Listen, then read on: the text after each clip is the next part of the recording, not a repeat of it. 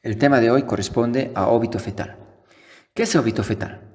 En este capítulo vamos a hacer referencia a la muerte en el útero del producto de la concepción después de las 22 semanas de gestación o con un peso mayor de 500 gramos.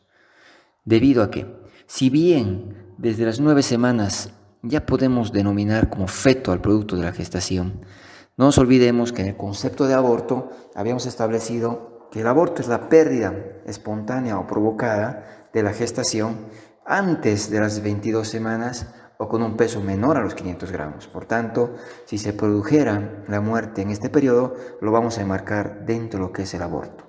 Es así que la muerte del feto se puede dar de una manera temprana, antes de las 22 semanas, y es lo que consideramos como una muerte temprana, o puede ser también intermedia, 22 a 27 semanas, o tardía cuando se produce a las 28 semanas o más. En esta diapositiva vamos a encontrar las principales causas relacionadas al óbito fetal. Causas que podemos dividirlas en causas maternas, causas fetales y causas placentarias u ovulares. Causas maternas. Enfermedades que ya tiene la paciente o enfermedades que se van manifestando durante la gestación.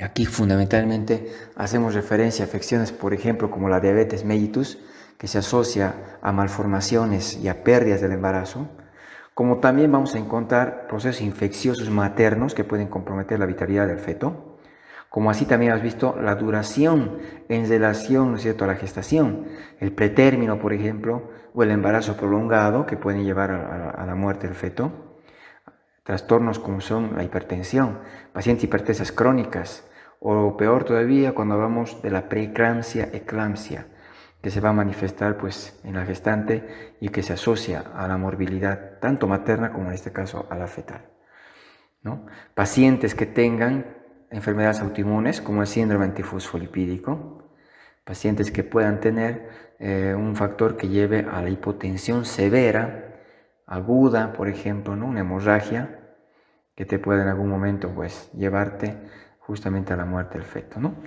Y obviamente la muerte materna condiciona también la muerte fetal. Dentro de las causas fetales, en esta diapositiva, la vamos a encontrar enmarcada a lo que es el embarazo múltiple, que habíamos visto que el embarazo múltiple viene asociado a alta morbilidad para el feto. Como habíamos encontrado, por ejemplo, la transfusión feto-fetal, el retardo de crecimiento intrauterino que se pueda manifestar, ¿no es cierto?, como una condicionante para la muerte del feto, ¿no? Como también las anomalías genéticas o alteraciones congénitas que se puedan dar durante la gestación y procesos infecciosos que comprometen de igual manera al feto.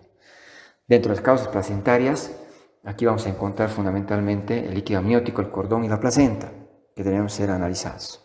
Y cuando hablamos del cordón umbilical, no nos olvidemos que la ruptura de membranas puede condicionar a la prosidencia del cordón, y si esta, ¿no es cierto?, va a exteriorizarse a través de la vulva, el prolapso, obviamente van relacionados a alta mortalidad del feto.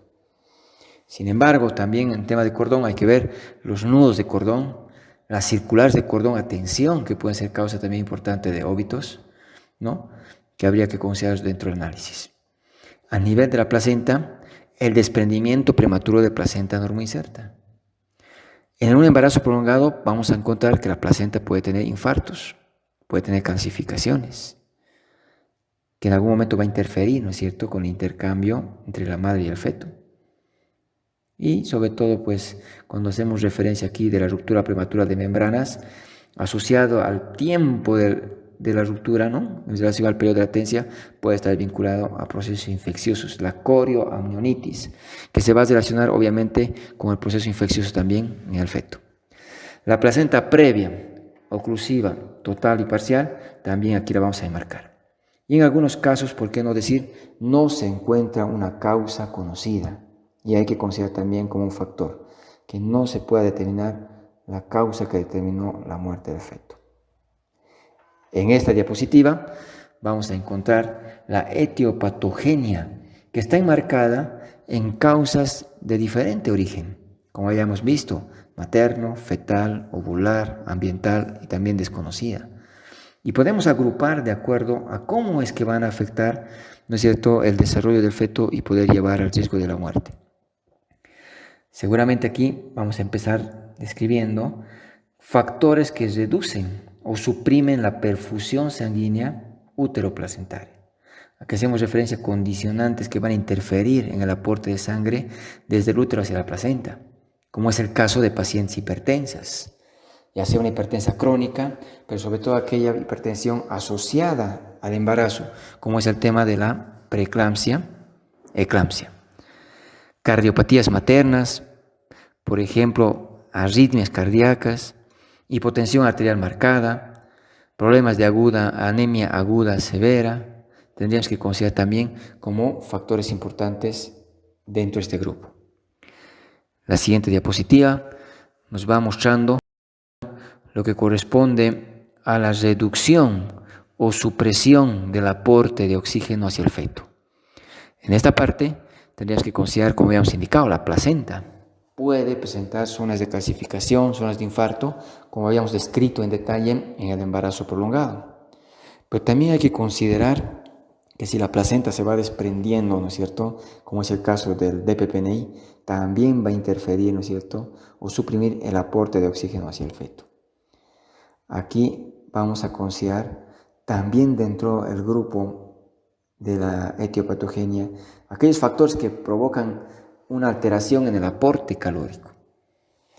Y esto va relacionado fundamentalmente a problemas de desnutrición severa de la madre, ¿no? A enfermedades que puedan provocar la consunción o enfermedades caquécticas, obviamente van a repercutir sobre la salud de la madre, pero también puede comprometer la vitalidad del feto. En esta diapositiva seguimos enmarcados a lo que es la etiopatogenia, y aquí vamos a encontrar sobre todo lo que corresponde a la hipertermia. Factores vinculados como las infecciones, tanto virales, bacterianas y en algunos casos pues parasitarias, pueden, ¿no es cierto?, estar vinculadas o relacionadas a la muerte del feto. El consumo de sustancias tóxicas como mercurio, plomo, ¿no?, o la exposición en este caso, también habría que considerarlos, ¿no es cierto?, como factores importantes de la muerte del feto, como también del compromiso de la vitalidad de la madre, ¿no? Seguimos haciendo referencia a la etiopatogenia, donde vamos a indicar pues que el traumatismo, tanto directo como indirecto, puede, ¿no es cierto?, repercutir en la vitalidad del feto. La violencia intrafamiliar, ¿no?, asociada al trauma directo, tiene que nomás considerarse como una causa de óbito. Sin embargo, también habíamos indicado que la embarazada va teniendo alteraciones anatómicas, además de las fisiológicas, donde vamos a encontrar que el útero al crecer va alterando el eje de gravedad, habíamos indicado, lo que condiciona que la paciente tenga que modificar ese eje de gravedad y exista mayor probabilidad de que pueda perder el equilibrio y caerse, golpeándose el abdomen y provocando el desprendimiento prematuro de placenta normoinserta y ser causa importante de óbito. Las malformaciones congénitas, aquí las vamos a enmarcar en problemas del desarrollo fetal y sobre todo en causas de muerte, pues están relacionadas las malformaciones cardíacas como también las del sistema nervioso central. Alteraciones hemodinámicas del feto. Esto sobre todo hace referencia a los fenómenos vasculares o hemodinámicos que se pueden dar en los embarazos múltiples.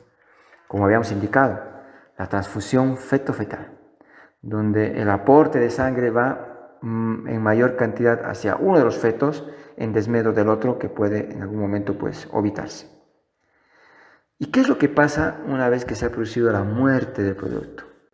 Aquí vamos a hacer un pequeño resumen en esta diapositiva de lo que acontece, de las etapas que se van a producir una vez que aconteció la muerte del producto. Por ejemplo, vamos a hablar de la disolución o licuefacción. Este proceso se va a dar sobre todo en una gestación de forma temprana, es decir, si se produce la muerte en una etapa embrionaria, antes de las 8 semanas. Como el mayor contenido del producto es líquido, este se va a ir disolviendo en el líquido seroso del celoma extraembrionario. que en algún momento puede darse si se produce la pérdida del producto en esta etapa, en un periodo embrionario. Por tanto, la disolución o liquefacción se produce en etapa embrionaria.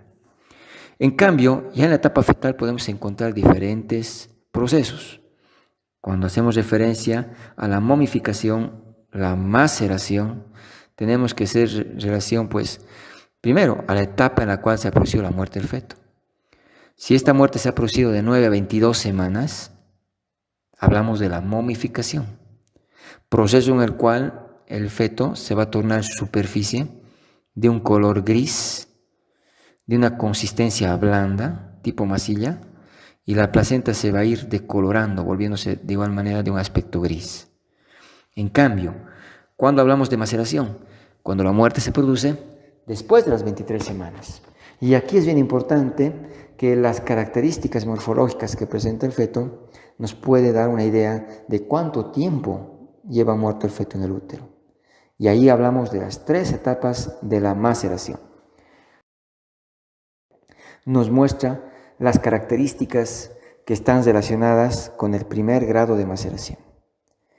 En este caso, hacemos referencia a que el feto lleva muerto en el útero por un periodo de 2 a 8 días, periodo en el cual tienen que existir cambios que se van produciendo en sus tejidos, ya que los tejidos se van a embeber de agua y se van ablandando.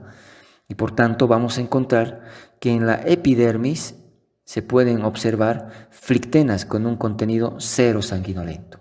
Flictenas que no comprometen la cara, ni las palmas, ni las plantas de los pies del feto. La siguiente. Aquí encontramos el segundo grado de maceración, cuando el feto lleva muerto de 9 a 12 días, donde estas flictenas que habíamos indicado en la epidermis, con contenido cero sanguinolento, se rompen. Al romperse, su contenido sale al líquido amniótico, dándole un color sanguinolento. El líquido amniótico aparece rojo. Y aquí podemos observar que la epidermis se puede ir descamando en grandes colgajos, ¿no? Lo que le da a la dermis, que ahora está expuesta, un aspecto de color rojo. Dicen feto hemorrágico. Es así como se va designando a esta etapa de maceración. La siguiente diapositiva. Esta diapositiva nos muestra el tercer grado de maceración. Seguramente aquí está relacionado pues a un mayor periodo, ¿no es cierto?, en el cual el feto se encuentra dentro del útero. Es decir, este grado de maceración se va a observar a partir del día 13, donde podemos encontrar que existe, ¿no es cierto?, esa descamación. Esas flectenas que habíamos mencionado se van rompiendo y están presentes ahora en la cara, en las palmas de las manos y en las plantas de los pies. Los huesos del cráneo se van haciendo blandos, se van dislocando. Podemos encontrar que va a haber destrucción de glóbulos rojos, los cuales van a ir infiltrando las diferentes cavidades, como también las vísceras. El corion y el amnios, las membranas, se van volviendo más friables, de un aspecto achocolatado, ¿no? Y de persistir el feto en útero, podemos encontrar que empieza a haber un proceso de petrificación, donde va a haber depósito, ¿no es cierto?, de calcio en diferentes áreas de sus tejidos. La siguiente. Esta diapositiva podemos ver, por ejemplo, un feto que muestra datos, ¿no es cierto?, de flictenas que están rotas a nivel del tórax, a nivel del abdomen, genitales, pero también a nivel del cuello y las extremidades. Parte de estas flictenas a nivel del cuello se están prolongando hacia la cara, ¿no? Por tanto, podríamos pensar de que pueda corresponder a un tercer grado de maceración. Si bien la imagen no nos favorece mucho para poder establecer de manera adecuada, pero ya me va dando la idea de que sí llega hasta la cara. Y probablemente como una causa, ¿no?, del óbito podemos encontrar esas vueltas del cordón alrededor del cuello, ¿no?, la doble circular de cordón o triple en algunos casos, ¿no?, que se puede observar. Y el nudo de cordón también que se puede ver en la imagen. En algunos casos, como en el embarazo gemelar que habíamos indicado, la muerte de un feto, ¿no?, podría provocar, sobre todo hablando, ¿no es cierto?, del vía amniótico, que el otro feto al crecer empiece a comprimir al feto que se murió. Y al comprimirlo, lo vamos a encontrar, ¿no es cierto?, una vez producido el nacimiento y la expulsión de la placenta y sus anexos, al feto, una especie de perfil, como si fuera un perfil de feto recortado en un papel, ¿no? Es decir, un perfil fetal aplastado. Y eso es lo que se conoce como el feto papiráceo. Como también hemos visto que durante el proceso del óbito que persiste dentro de la cavidad uterina, puede haber depósito de calcio, dándonos los óbitos calcificados. Esta diapositiva nos muestra, probablemente pues relacionado a lo que es la transfusión feto-fetal, uno de los fetos que se va nutriendo, ¿no es cierto?, por la irrigación de la placenta y el otro no, que puede haber provocado la muerte de uno de los gemelos, y el crecimiento del feto que está vivo lo va comprimiendo, ¿no? Este fenómeno tendría que darse en el caso de una gestación que sea biamniótica, ¿no? La siguiente. ¿Cómo vamos a diagnosticar el óbito fetal? Fundamentalmente aquí tenemos que considerar el diagnóstico de óbito fetal. El diagnóstico lo hacemos de inicio de manera clínica. Y tenemos que sospechar en óbito fetal cuando la paciente deja de percibir movimientos fetales. En esta diapositiva vamos a encontrar entonces algunos datos clínicos que me tienen que hacer sospechar en óbito. Y uno de ellos es que la paciente dejó de percibir movimientos fetales activos. Otros síntomas y signos, ¿no?, propios del embarazo pueden ir atenuando incluso hasta desaparecer. Paciente que tenía náuseas y vómitos y que de una manera súbita ya no presenta dicha sintomatología neurovegetativa, hay que pensar en la muerte del feto. Podemos encontrar también, asociado a estos datos, la presencia de secreción de calostro.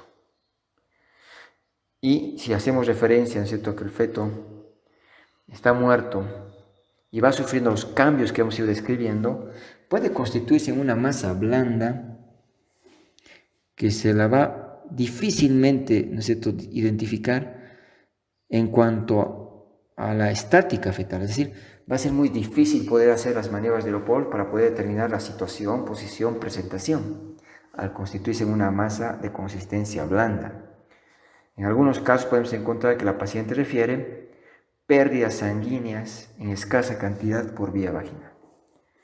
Otro dato que podemos considerarlo aquí a nivel del diagnóstico clínico es que no debemos percibir la frecuencia cardíaca fetal. No hay frecuencia cardíaca fetal. Pero en algunos casos se ha visto que el médico puede confundir los latidos aórticos de la madre con los latidos cardíacos del feto. Sin embargo, habíamos indicado que la frecuencia cardíaca del fetal estaba entre 110 y 160. Y la frecuencia cardíaca materna obviamente va de 60 hasta 100 latidos por minuto.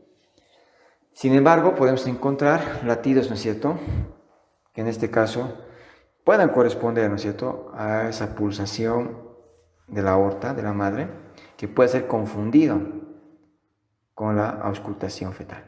Eso se llama el signo de Boero. Entonces, ¿qué es el signo de Boero? La auscultación de las pulsaciones aórticas y no fetales. Otro dato importante a nivel del abdomen es que podemos encontrar que la altura del útero no va creciendo, no va aumentando, porque el feto está muerto y no se está desarrollando. Por tanto, tiene una altura uterina menor que la edad gestacional. Y en el seguimiento no encontramos el progreso o el aumento de esa altura uterina. A nivel del cérvix, el cérvix se va haciendo más consistente. A medida que avanza el embarazo, normalmente el cérvix se va haciendo más blando. En el óbito fetal, por los cambios hormonales que se van dando, adquiere mayor consistencia. Y si encontráramos dilatación en el cérvix, al hacer el tacto, podemos encontrar un signo muy característico, por ejemplo, en el tercer grado de maceración, como es el signo de Negri. ¿Qué es el signo de Negri? La crepitación de la cabeza fetal como si fuera un saco de nueces. Esto lo vamos a percibir sobre todo en un tercer grado de maceración. Con todos estos datos clínicos ya podemos sospechar ¿no?, de un óbito fetal. Sin embargo, necesitamos para confirmar estudios complementarios. Como seguramente es fundamental hablar de la ecografía. Ecografía que de alguna manera nos puede, ¿no es cierto?, nos puede mostrar datos que nos puedan evidenciar la muerte del feto. Como también vamos a encontrar, ¿no?, que se puede, en su defecto de no contar la ecografía, poder realizar la radiografía. Si bien la ecografía nos va aportando datos importantes, como por ejemplo la ausencia de la actividad cardíaca, como también puede mostrarme la ausencia del movimiento del feto. Y son aspectos que los tenemos que ir considerando para poder, ¿no es cierto?, confirmar el diagnóstico. Nuestro primer estudio, el estudio de imagen, que corresponde a la ecografía. Algunos signos que tenemos que considerarlos a este respecto son los que tenemos que ir aprendiendo. Por ejemplo, cuando va sufriendo los cambios en ese proceso de maceración que habíamos indicado, el cráneo se va reblandeciendo, hemos dicho, y se van dislocando los huesos, lo que me va a dar la posibilidad de la deformación del cráneo por la licuefacción que se va dando a nivel del cerebro, ¿no? Y por tanto, al ser un dato tardío, lo podemos encontrar pues justamente en esta etapa, tercer grado de maceración, es decir, 13 días o más de la muerte del feto. Podemos encontrar también la evidencia del signo de Spalding. Y el signo de Spalding justamente corresponde al cabalgamiento de los parietales.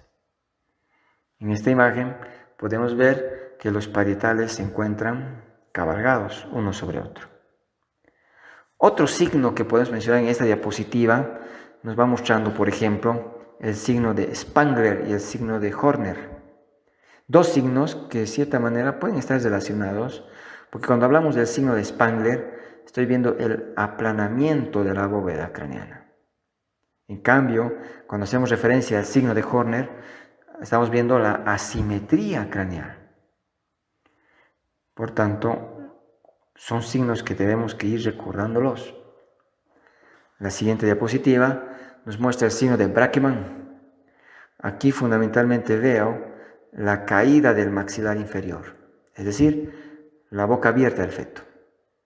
Este signo justamente hace referencia, ¿cierto?, a los procesos de degeneración que existen a nivel de los ligamentos en la articulación temporomandibular, lo que va a llevar a que la mandíbula descienda y el feto aparezca todo el tiempo con la boca abierta.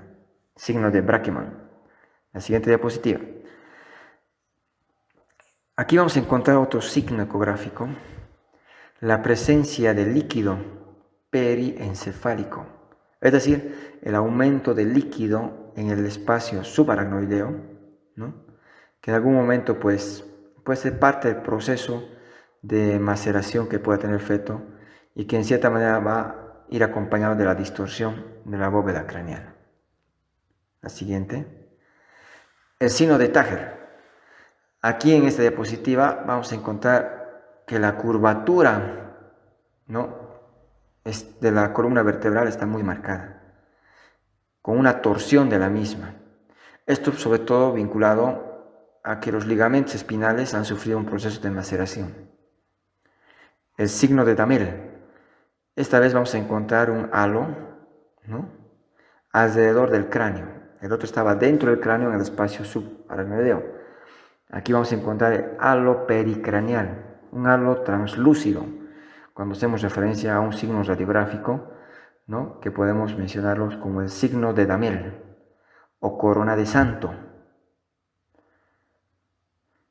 En el óbito fetal, un dato muy importante, ¿no es cierto?, es la presencia de la valoración en realidad del líquido amniótico. En la segunda mitad del embarazo, si bien vamos a encontrar la posibilidad, como habíamos indicado, de los diferentes grados de maceración, y dijimos, ¿no es cierto?, en el segundo grado de maceración las flictenas se van a romper y ese contenido cero hemático sale hacia el líquido amniótico. Por tanto, podríamos encontrar el líquido amniótico de color rojo, dijimos. Y como también se puede demostrar la presencia de glóbulos rojos o hemoglobina en el líquido amniótico mediante el examen laboratorial de una muestra de líquido amniótico. Y ese es el signo de Baldi-Margulis. Ese signo de Baldi, por tanto, es la presencia de eritrocitos o de hemoglobina disueltos en el líquido amniótico.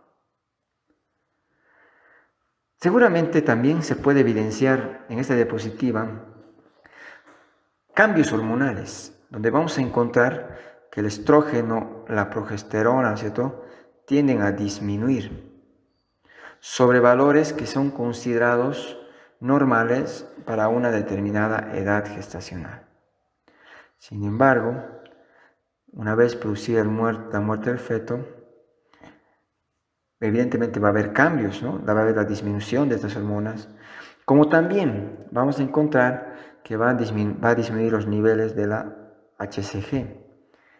Sin embargo, la placenta, una vez producida la muerte del feto, todavía sigue produciendo HCG, ¿no? Y puede llegar a ser positiva incluso después de la muerte del feto, incluso por un periodo hasta de 2 semanas, donde ya se puede hacer negativa, que es otro dato importante para poder relacionar hacia el óbito fetal. La siguiente. En esta diapositiva vamos a orientarnos al diagnóstico etiológico. Y cuando hacemos el diagnóstico etiológico, frente a una muerte fetal durante la gestación, es necesario determinar la causa, sobre todo por interés de los padres con el objeto de poder prevenir probablemente un evento similar en futuros embarazos. Y el poder investigar las causas, como hemos podido ver, es en algunos casos fácil de evidenciar, ¿no es cierto? Pero en otros incluso hay la posibilidad de no poder determinar la causa que llevó a su muerte del feto durante la gestación. Podemos atribuir, por ejemplo, si encontramos el feto, ¿no?, esa imagen con las 3 circulares de cordón, probablemente ese compromiso de aporte de oxígeno hacia el feto, por cordón que está a tensión, comprimiendo los vasos umbilicales, dificultando el aporte de oxígeno y nutrientes hacia el feto. Como también se puede evidenciar datos de calcificación, se pueden ver zonas de infarto, por ejemplo, en la placenta, y atribuir que esa pueda ser la causa. O anomalías, pues, macroscópicas en el feto, que me puede hacer pensar que la causa del óbito fetal haya sido justamente eso, malformaciones fetales.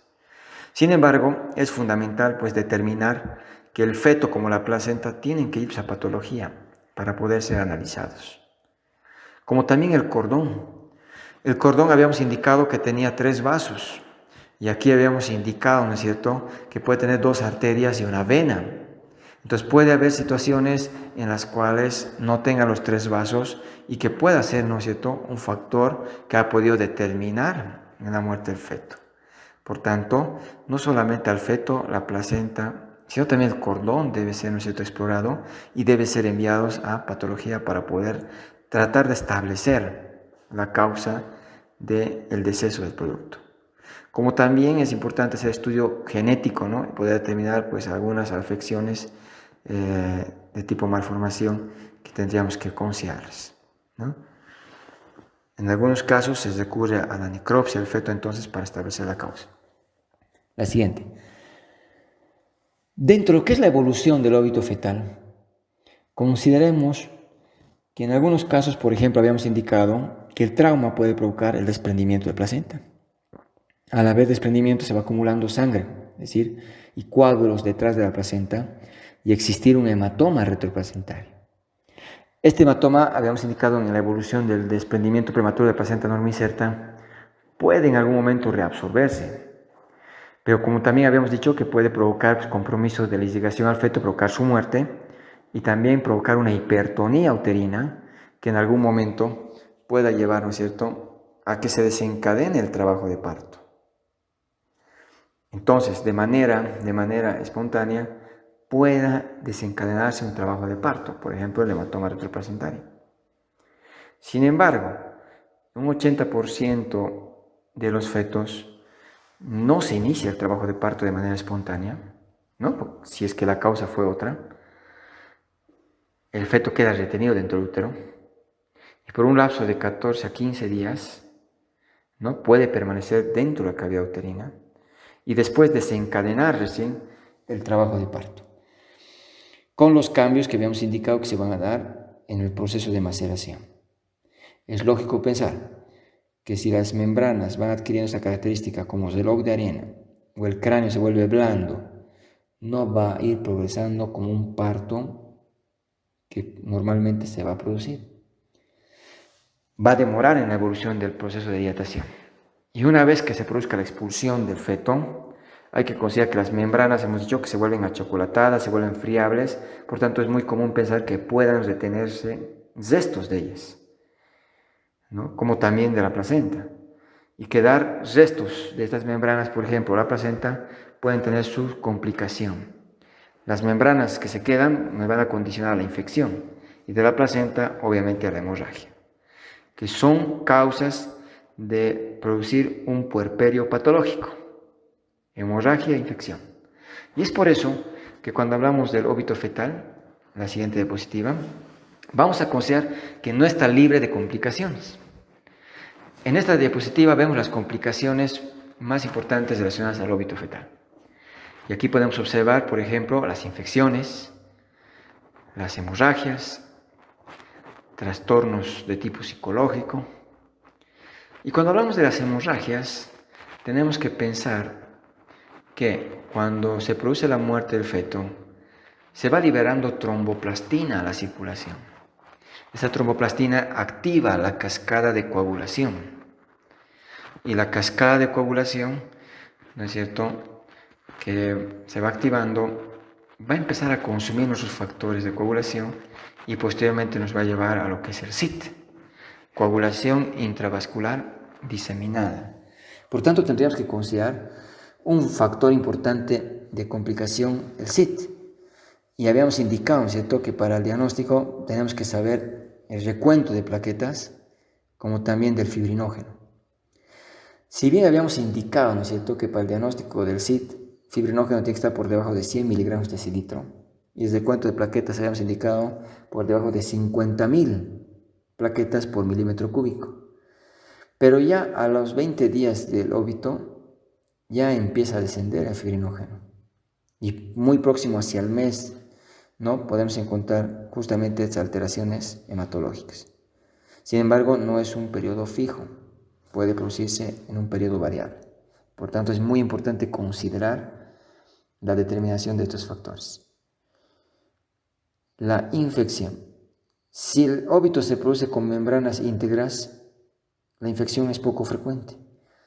Caso contrario, si las membranas están rotas, obviamente podemos considerar que el mayor riesgo de infección pues está dado. Por tanto, la infección puede darse también, la coriomielitis puede darse con membranas íntegras, sí, pero es menos frecuente. Y eso hay que considerar, que es mayor el riesgo cuando las membranas están rotas. Por tanto, todo este proceso de infección puede terminar primero en una coriomielitis, puede llevar a una endometritis, endomiometritis, y finalmente, pues generalizarse llevándome a la sepsis. Otra complicación que hay que considerar son los trastornos psicológicos. Y aquí seguramente vamos a considerar, ¿no es cierto?, la frustración de la madre frente a la pérdida de su ser querido, ¿no?, que se está desarrollando, su bebé, como también probablemente los sentimientos de culpa, tal vez por no haber hecho controles prenatales, tal vez por no haber acudido frente a los factores de riesgo que se le ha orientado durante el control prenatal, tal vez por no haber acudido en forma pues oportuna a un centro o establecimiento de salud. Entonces, es un aspecto que no podemos descuidar. El paciente con óbito fetal debe ser sometido a una valoración psicológica para brindar el apoyo que en este caso requiere. Para terminar, la siguiente diapositiva hace referencia al tratamiento. Y aquí fundamentalmente vamos a hacer referencia que el 80% de los casos de óbito fetal inician el parto, habíamos indicado, dentro de los 15 días. Por tanto, pueden iniciar de forma espontánea después de este periodo en el cual pues, la paciente obviamente requiere apoyo psicológico. Y esto sobre todo vamos a considerar, ¿no es cierto?, que se pueda dar la posibilidad de pretender terminar la gestación por vía vaginal. Vía vaginal que en algún momento es recomendado para evitar complicaciones. En este momento el apoyo psicológico es fundamental.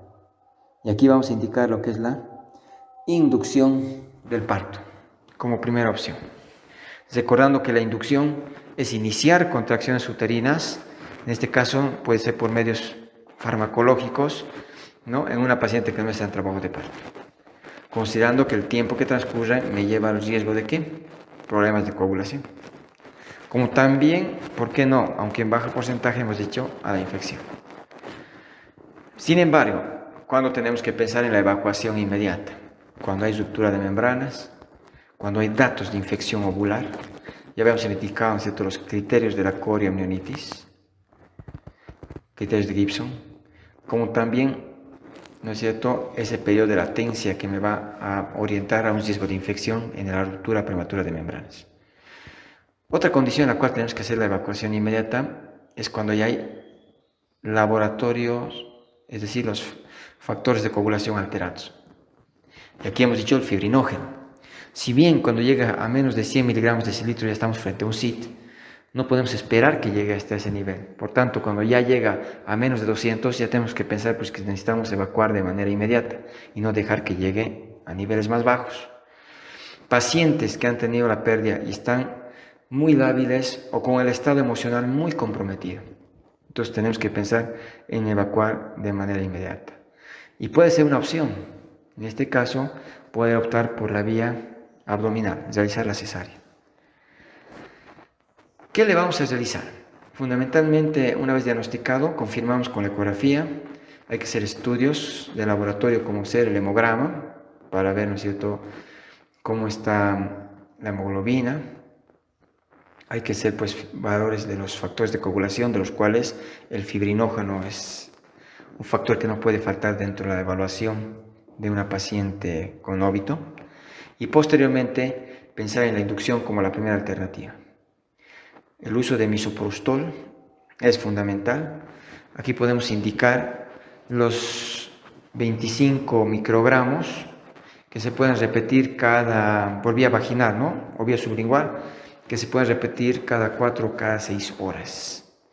Mucho dependerá de la edad gestacional para poder optar por la dosis que vamos a utilizar.